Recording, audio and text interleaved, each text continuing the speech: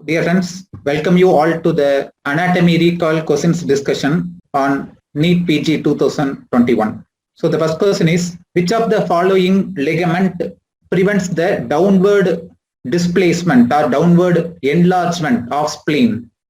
Any idea? Gastrophrenic ligament, gastrosplenic ligament, lieno-renal ligament, phrenicocholic ligament. So which of the following ligament prevents the downward enlargement of the spleen? So the answer is phrenicocholic ligament. Okay, phrenicocholic ligament is the answer. See this diagram. You know this is the left cholic flexure, isn't it? This is the left cholic flexure, otherwise called a splenic flexure of colon, isn't it? So from the left cholic flexure to the diaphragm, there is one ligament attached called as phrenicocholic ligament, isn't it?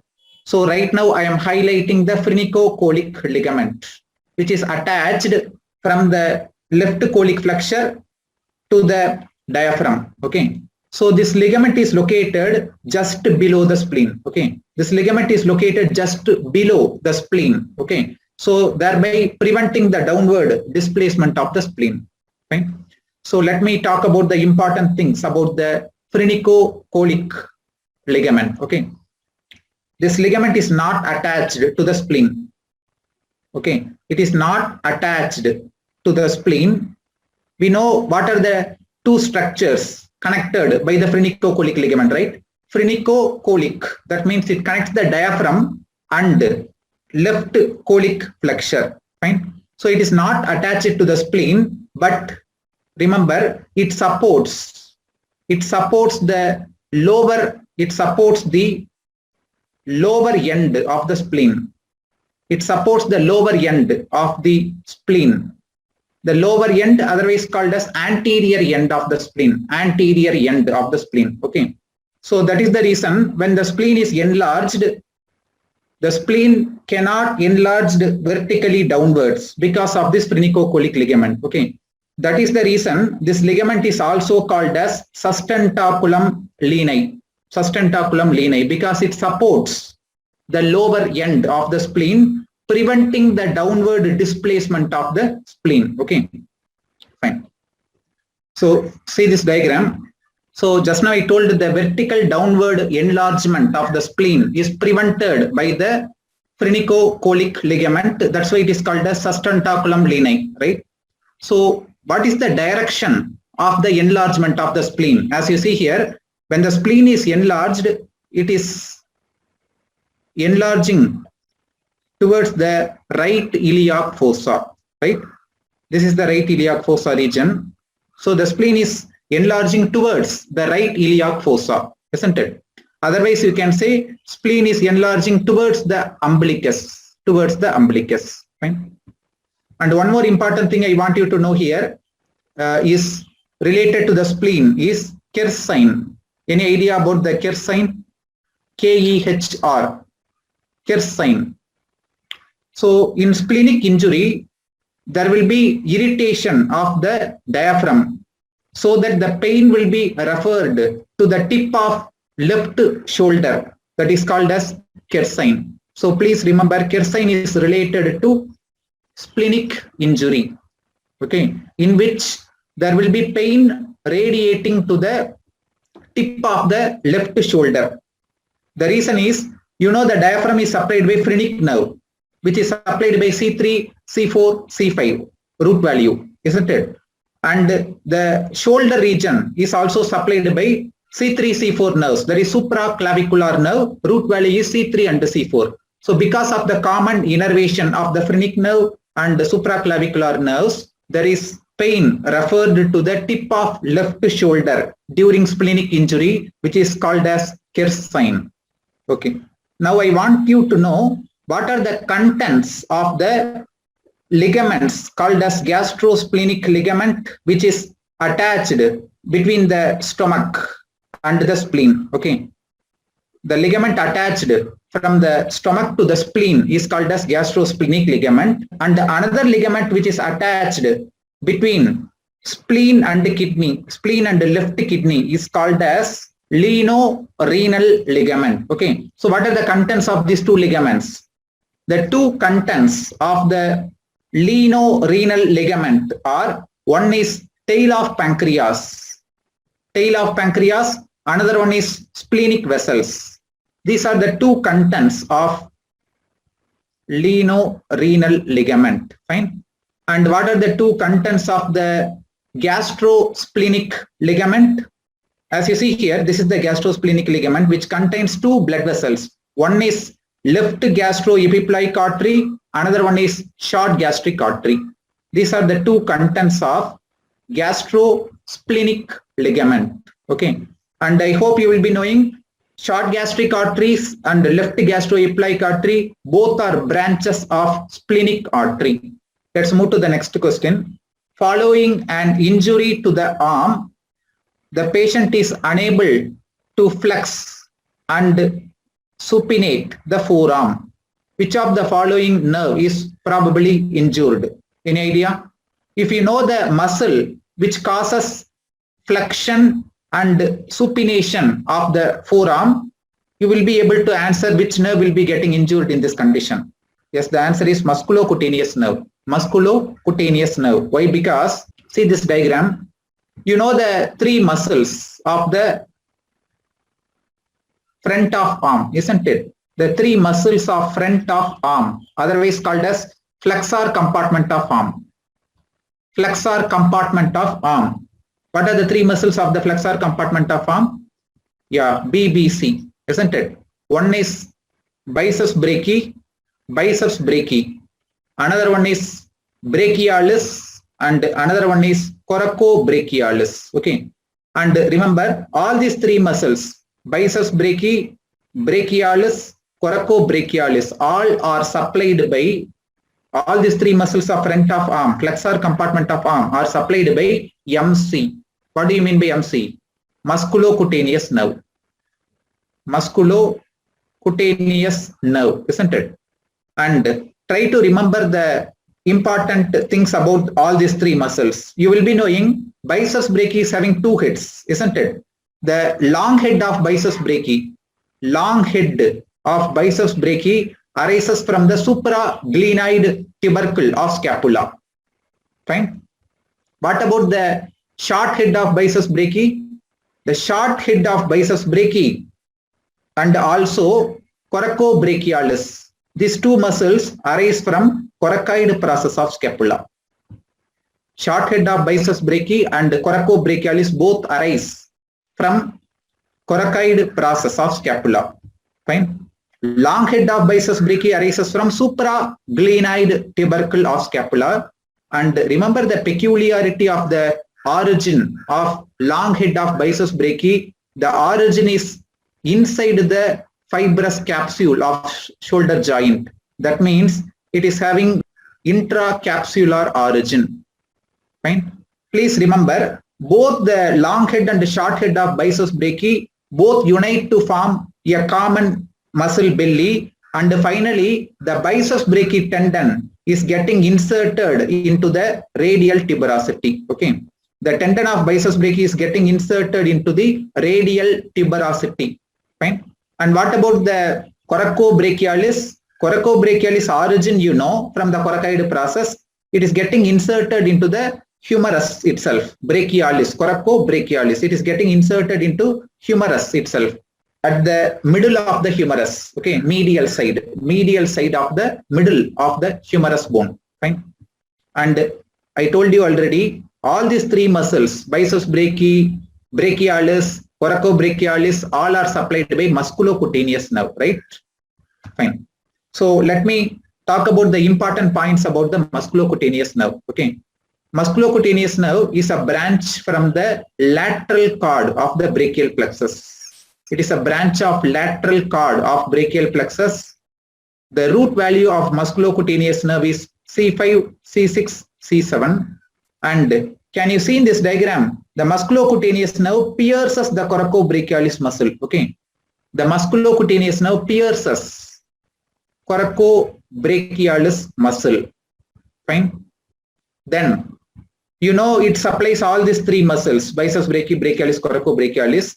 After that, as you see in this diagram, it continues as lateral cutaneous nerve of forearm. It continues as lateral cutaneous nerve of forearm. That means it is going to supply the skin of lateral side of forearm. Fine. So if there is injury to the musculocutaneous nerve, there will be paralysis of all these three muscles of the front of arm, as well as there will be loss of sensation over the lateral side of forearm. And please remember, out of these three muscles we have discussed now, biceps brachii, brachialis and coracobrachialis. Okay, what is the action of biceps brachii? Yes, the biceps brachii has two actions. One is, it is the main muscle causing supination of forearm. Okay, it is the main muscle causing supination of forearm. Fine. It is the main muscle causing supination of forearm. Okay, and it also causes flexion of elbow joint. Okay, elbow joint as well as shoulder joint also. Okay, so remember the two actions of the biceps brachii. The two actions of biceps brachii. Fine. It is the main muscle causing supination of forearm, and it also causes flexion of the shoulder joint and elbow joint. Fine. So now coming to the question again, the question is asking, following injury to the arm, the patient is unable to flex and supinate the forearm. So obviously the muscle paralyzed here is biceps brachii, which is supplied by musculocutaneous nerve. Fine. Let's move to the next question. Identify the nerve tested in the given image. Okay. Yes, the answer is median nerve. Okay. The answer is median nerve, because what is the name of the test here? You are seeing here in this image. Yes, it is called as pen test. Pen test. Okay. So in the so-called pen test, pen will be kept at a higher level. Pen will be kept at a higher level. The patient will be asked to touch the tip of the pen using the thumb. So what is the movement of the thumb here performed here?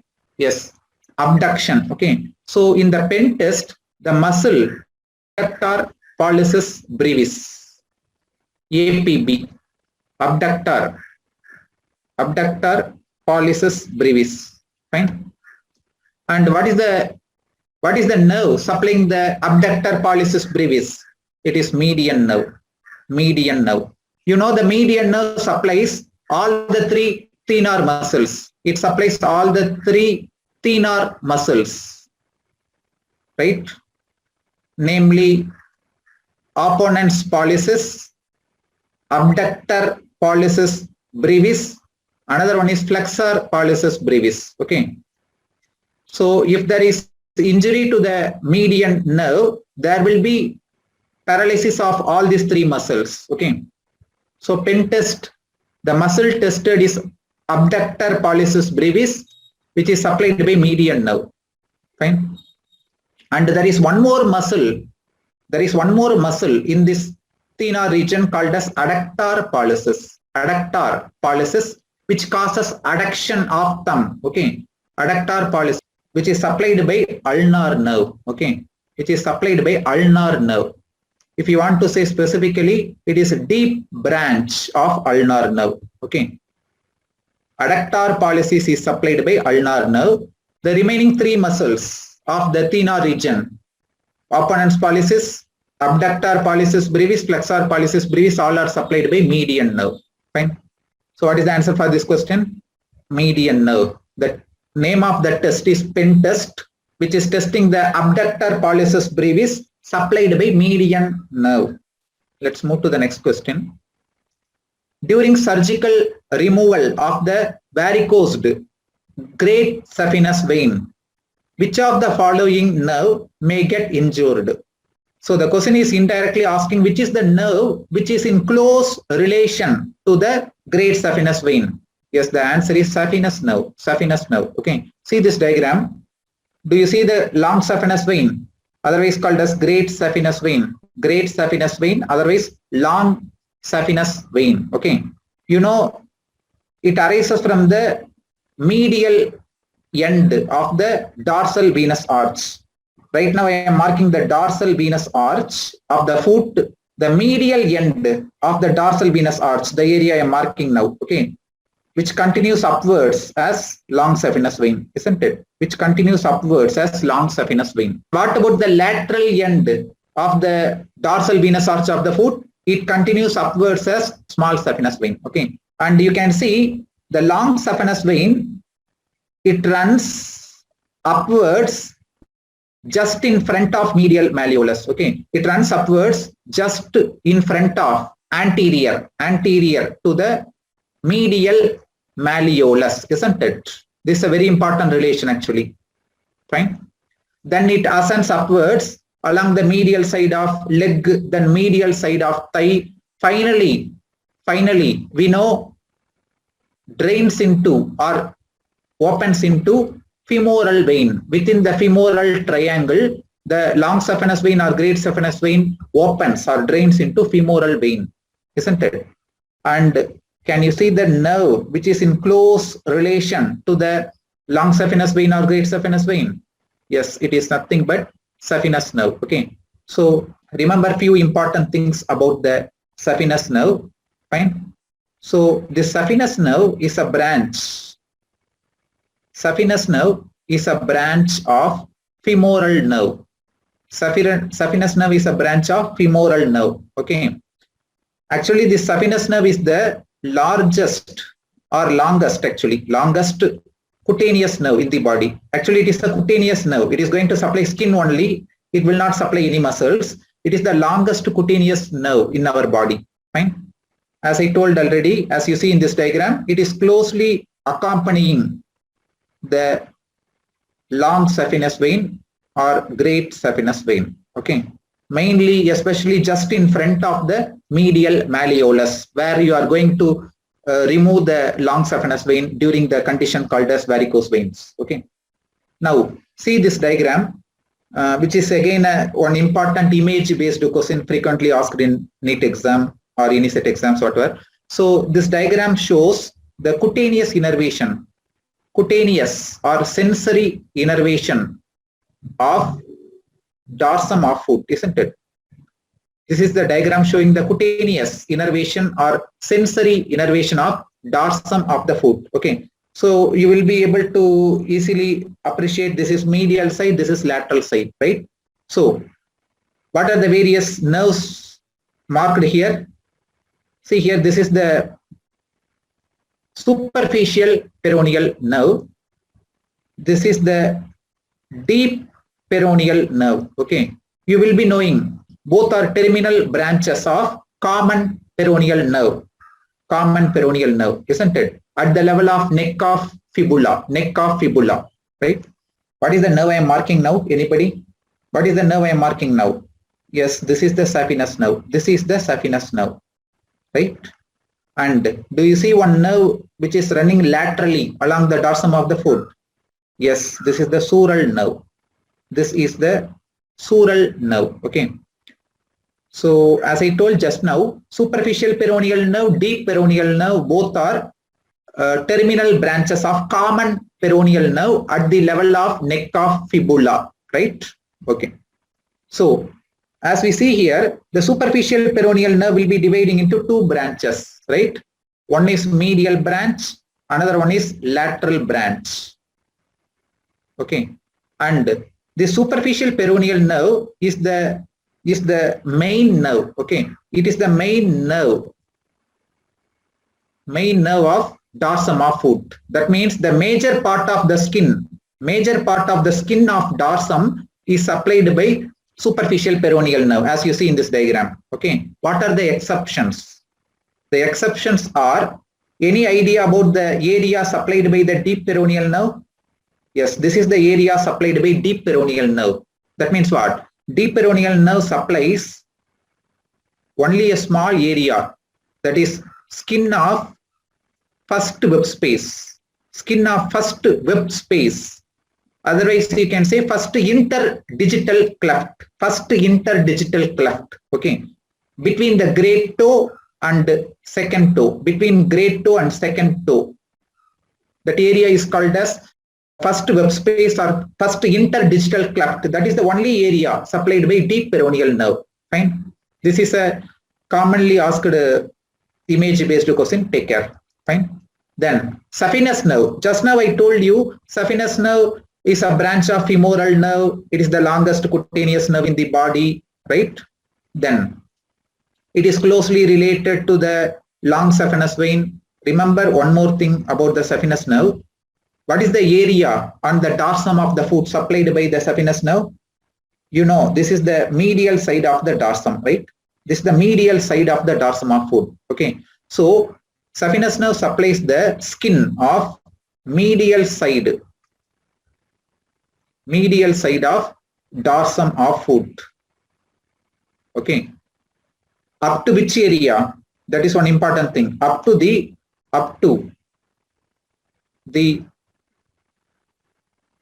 ball of great toe. Up to the ball of great toe. Okay. Otherwise, you can say up to the head of first metatarsal. Head of first metatarsal bone. Right. That means, can you tell me the nerve which supplies the skin of medial side of the great toe?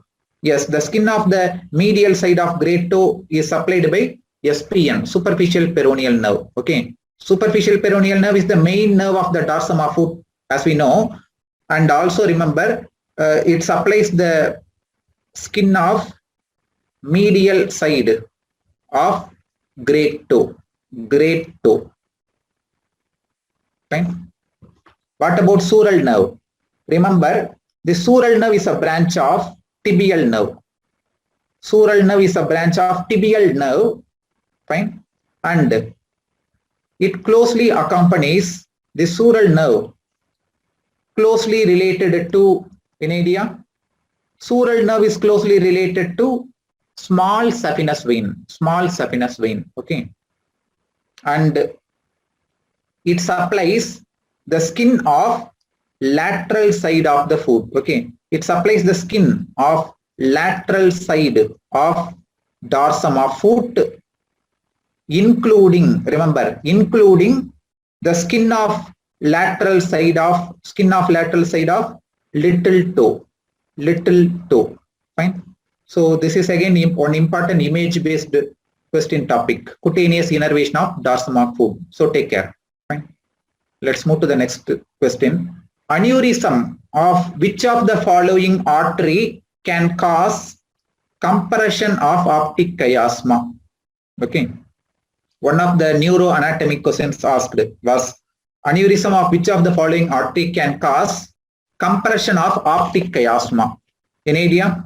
Yes, the answer is anterior communicating artery. Okay. Anterior communicating artery. Now, see this diagram. This diagram is showing the base of the brain. Base of the brain. That means inferior surface of the brain. There is one arterial anastomosis formed called as circle of Willis. Okay. So what are the various arteries taking part in the circle of Willis? In area? Listen, these are the two vertebral arteries. Okay. These are the two vertebral arteries. If you want to say specifically, they are the fourth part of vertebral arteries. Okay. As we see here, both the fourth part of vertebral arteries, they unite to form basilar artery. Fine. Both the vertebral arteries, they unite to form basilar artery. And do you see here, the basilar artery finally divides into, any idea about the two red color structures I have marked? Yes, posterior cerebral arteries. Both are posterior cerebral arteries. Okay. So remember, basilar artery is an unpaired artery. Basilar artery is an unpaired artery which is formed by the union of two vertebral arteries and finally divides into two posterior cerebral arteries. The basilar artery is entirely related to pons. It is formed at the lower border of pons and finally it terminates at the upper border of pons. And see here, the two arteries I am marking here, these are two internal carotid arteries, fine. And these two are anterior cerebral arteries, okay, which are branches of the internal carotid arteries, okay. And what will be the another terminal branch of the internal carotid arteries? Yes, middle cerebral artery, MCA, these two, middle cerebral arteries, okay. So anterior and middle cerebral arteries, both are terminal branches of, yes, internal carotid arteries. Now coming to the main artery, the one I am marking now, called as posterior communicating artery. Posterior communicating artery. What is the importance of posterior communicating artery? Remember, the posterior communicating artery, as you see in the diagram, it is a branch of internal carotid artery, and this posterior communicating artery, the two arteries I am marking now, these are the two posterior communicating arteries which communicate the internal carotid arteries with the posterior cerebral arteries. Fine. In image based question, this may be asked, okay. They may be labeling as A, B, C, D, and they may ask which of the following is represented by the posterior communicating artery. Okay, take care. Fine. And do you see the artery I am marking now? Anybody? The artery which is communicating both the anterior cerebral arteries. Any idea? So obviously this is the anterior communicating artery. Anterior communicating artery. Fine. So anterior communicating artery communicates both anterior cerebral arteries. Fine. Coming to the point related to the question, if there is aneurysm of anterior communicating artery, okay, there will be compression of optic chiasma, because just below the anterior communicating artery we have the optic chiasma formed at the base of the brain, okay. So aneurysm of anterior communicating artery, compression of optic chiasma, okay. So what will be the effect, clinical feature of the compression of optic chiasma? Exactly, it will lead to visual field defect called as bitemporal hemianopia. Fine. And I want you to remember one more possible cause for the compression of optic chiasma other than aneurysm of anterior communicating artery. Any idea? Yes, any tumors of the pituitary gland, okay. If there is any tumor arising from the pituitary gland, like adenoma of the pituitary gland, okay, that will also can cause compression of optic chiasma leading to bitemporal hemianopia. Fine. And I want you to remember also, if there is aneurysm of posterior communicating artery, if there is aneurysm of posterior communicating artery, can you tell me which nerve or which neural structure may get compressed? Yes, it is oculomotor nerve, third cranial nerve, okay. Oculomotor nerve may get compressed, okay. So what will be the clinical features of the oculomotor nerve compression or injury? Yes, the three classical clinical features of third nerve compression can be remembered as P, PD and PDO, isn't it? P, PD, PDO, all are clinical features of oculomotor nerve paralysis or injury, right? What is P representing? Yes, drooping of upper eyelid called as ptosis. Then mydriasis, that is nothing but pupillary dilatation, dilated pupil, okay, pupillary dilatation. Another one is when there is oculomotor nerve injury, all the extraocular muscles, they will undergo paralysis except SO and LR, because they are supplied by fourth nerve and sixth nerve respectively, right? So that when there is third nerve injury, okay, only the superior oblique lateral rectus will be intact, so that the eyeball, otherwise you can say pupil, will be moving downwards and outwards. Okay, downwards and outward movement of the eyeball or pupil. Okay, eyeball will be moving downward and outwards. That is depressed. Eyeball will be depressed and abducted. Okay, fine. So all these things I want you to remember. And one more thing I want you to know. See, this is this artery I am marking now is called as superior cerebellar artery. Okay, just before basilar artery divides into posterior cerebral arteries, it will give superior cerebellar artery. Okay, superior cerebellar artery. So remember, between superior cerebellar artery and posterior cerebral artery, the third and fourth cranial nerves will be passing. So what is the importance? If there is any aneurysm of the superior cerebellar artery or posterior cerebral artery, the third nerve or fourth cranial nerves may get compressed. Fine. So please take care of all the things we have discussed just now. Okay. From this diagram, I hope you will be clear. The middle cerebral artery is not taking part in circle of Willis. Middle cerebral artery is not taking part in the circle of Willis. Right now I am marking the circle of Willis, this green color. This green color area is the anastomosis formed, called as circle of Willis. Okay. Fine.